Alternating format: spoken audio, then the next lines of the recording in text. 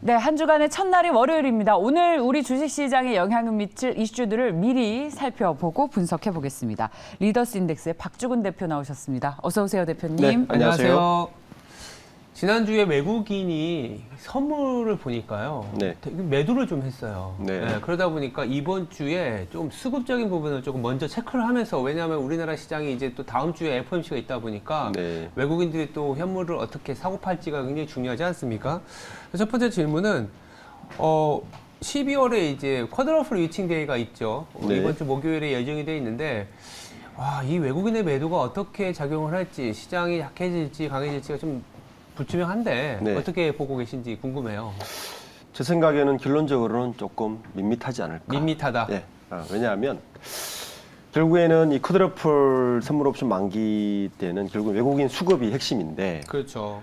12월에 수급은 뭐가 있겠습니까? 호재가 배당밖에 없겠죠. 배당밖에 없다. 네. 근데 최근에 아시겠지만 올해도 배당이 작년만큼 될까? 혹은 뭐 많은 기업들이 주주 환원 정책을 외치지만 이런 상황에서 배당을 공격적으로 할까라는 의구심은 사실 다 시장에 있는 것 같아요. 물론 이제 남아 있는 게 금융주 정도가 그 금감원에서 혹은 그 금융위원회에서 뭐 배당해도 된다. 시장이 워낙 침체돼 있으니까 그나마 배당을 좀 독려하는 정도의 메시지는 있을 뿐인데, 실질적인 기업들은 올해 배당은 그렇게 셀 것 같지 않습니다. 캐시플로우를 봐도, 카펙스를 봐도, 뭐를 봐도 배당은 그렇게 높을 것 같아요. 그렇다면 배당 시즌인데 배당이 약하다면 외국인들이 사실 이거 보고 들어온 그 쿼드러플 들어오는데 외국인 자금도 굉장히 밋밋하게 들어오지 않을까. 결론은 쏘쏘 밋밋해질 것 같다라는 게 제 생각입니다. 그렇군요. 혹시 앵커님은 다른 생각이 있으세요?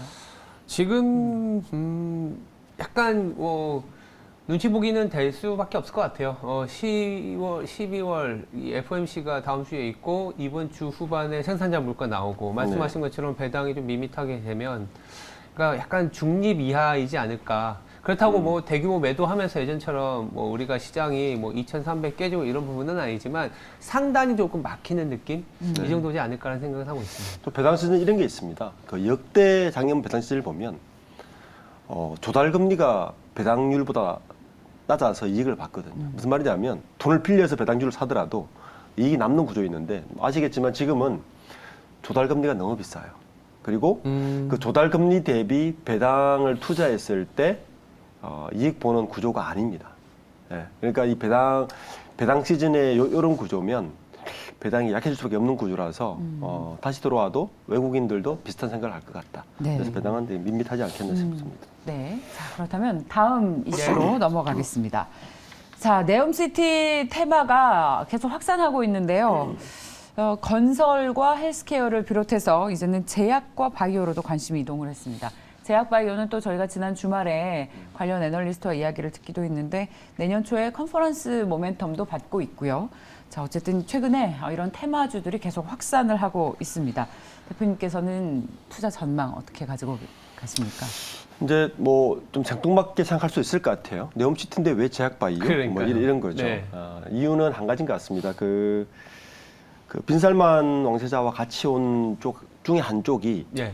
그 아라바이오가 들어왔거든요. 그 아라바이오가 뭐냐면 왜 들어왔느냐? 이제 아라바이오가 국내에 어디하고 지금 조인을 하다 요청했냐면은 그 유바이로직스가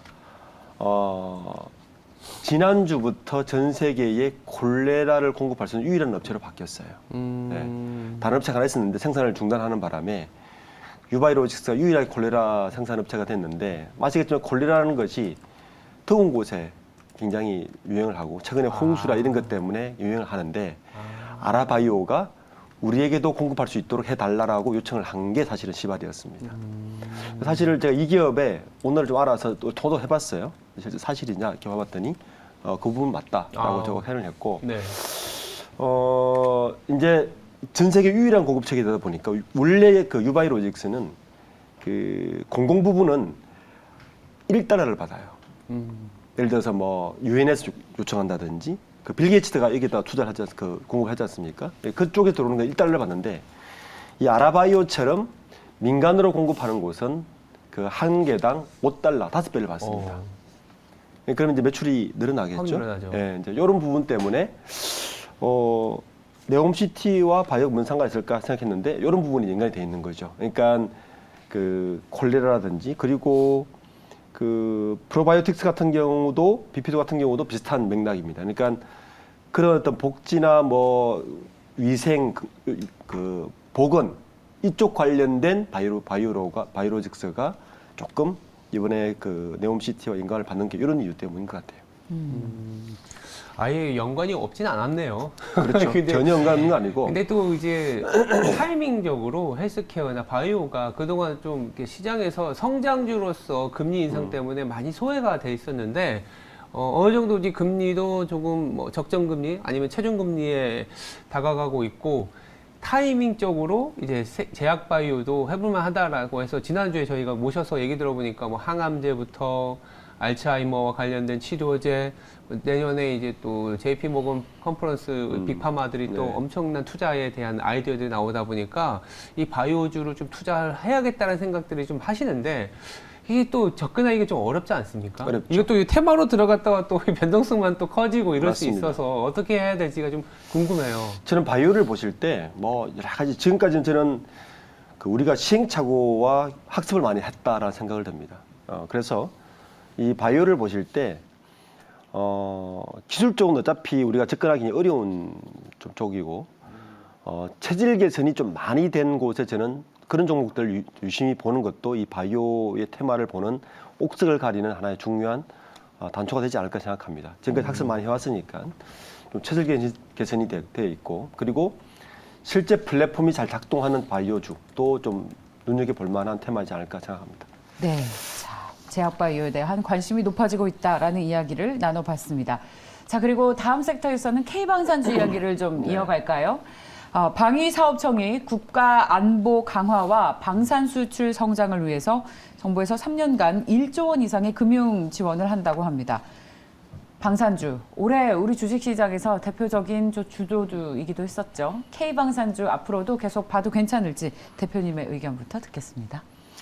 조금 헷갈려요, 사실은. 아, 헷갈립니까? 네, 저는 정부가 뭔가 주도적으로 지원하는 것에 대해서 그렇게 싹 생각했거든요.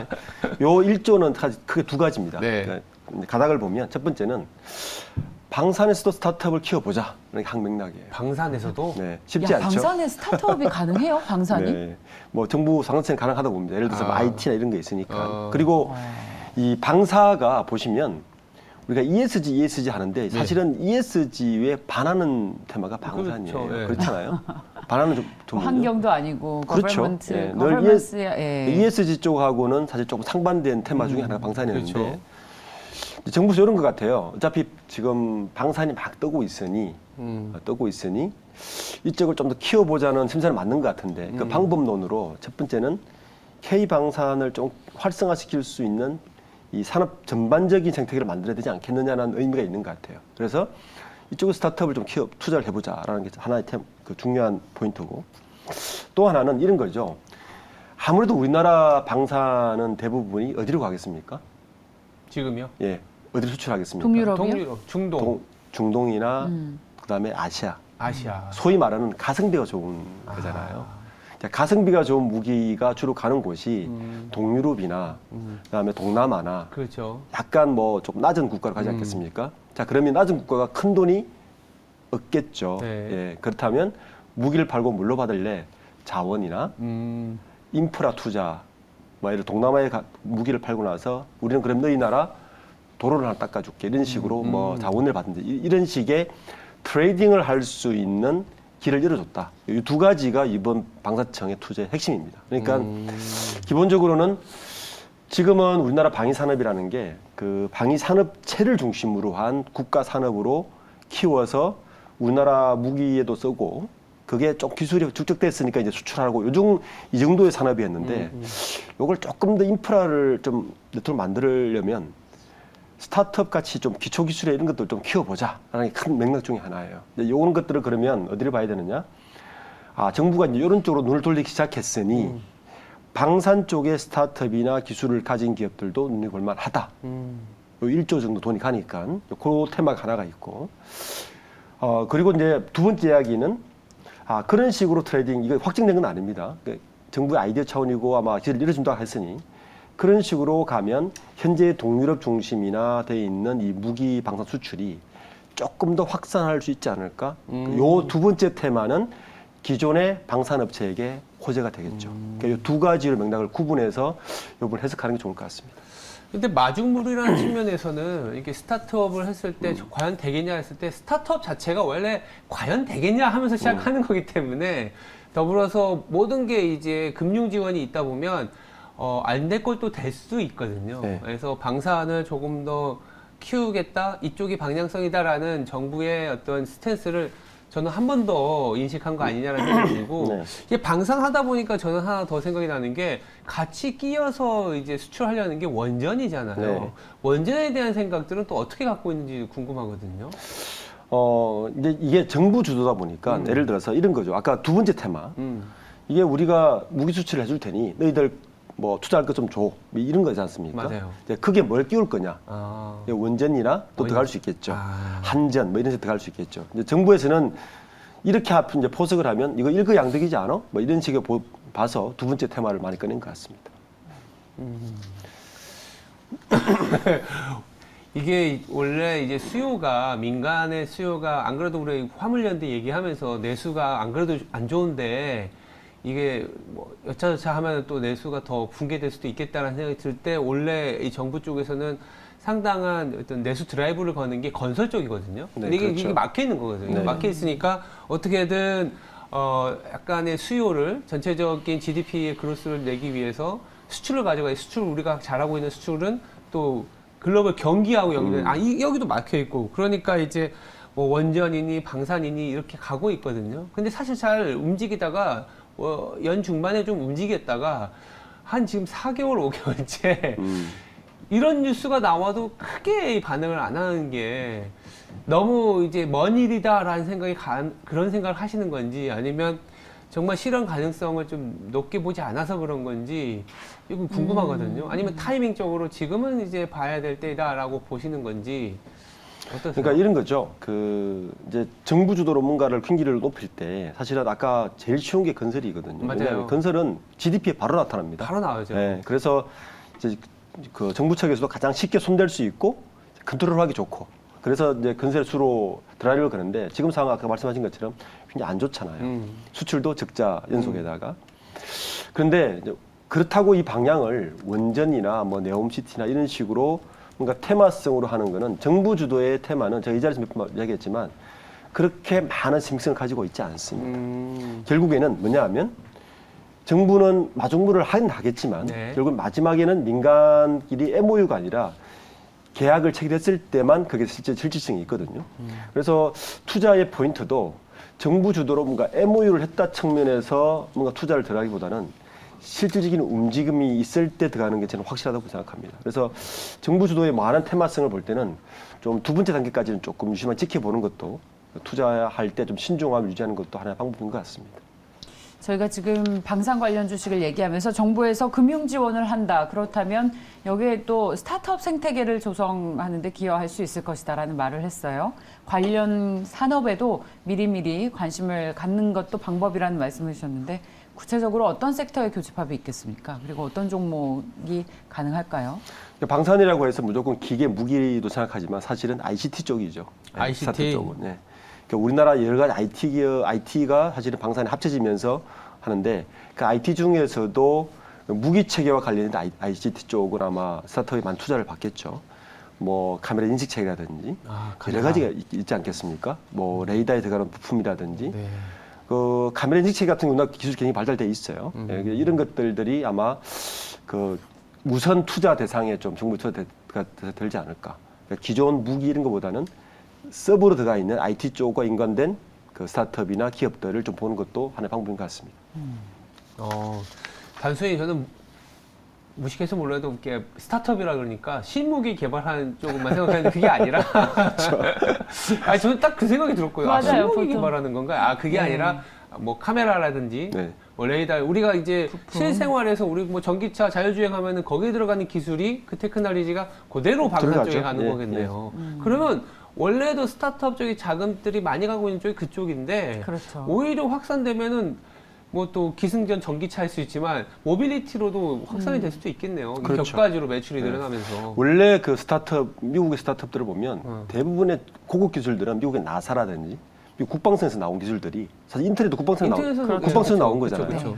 무기에서 먼저 쓰이고 음. 그리고 나서 사실은 민간으로 들어와서 이게 기술이 발전하는데 음. 지금 우리나라의 구조는 사실 우리나라 무기체계라는 거는 대부분 그냥 뭐 미사일, 뭐 포, 전차 이게 국한돼 있지 않습니까? 맞아요.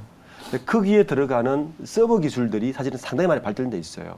아시겠지만 F-15A 전투기 들어올 때 거기 있는 레이더를 우리가 수리하려고 했을 때 기술은 되는데 미국에서 못하게 막은 적도 있거든요. 그 정도 기술을 갖고 있기 때문에 그런 관련된 기술들, 그러니까 무기체 관련된 기술들의 스타트업이나 기술들 보는 것도 하나의 좋은 테마인 것 같습니다. 네. 자, K방산의 아이디어를 조금 더 확장해서 생각을 해봤습니다. 자, 여기까지 듣겠습니다. 리더스 인덱스의 박주근 대표였습니다. 고맙습니다. 네, 감사합니다. 감사합니다.